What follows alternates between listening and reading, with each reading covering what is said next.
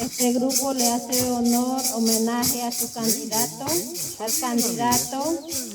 el profesor Octavio Enrique Montezuma, Castilla 15, que llega a su pueblo con su propuesta. Ahorita se lo explica, ahorita se lo dice detalladamente a ustedes.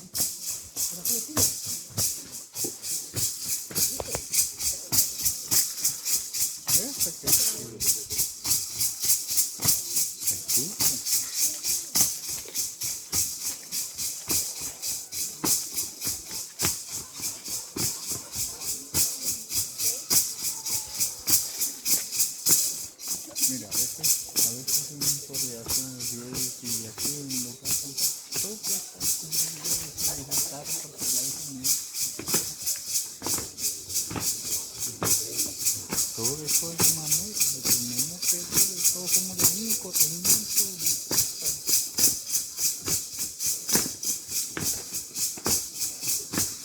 Entonces por ahí nos programamos con lo de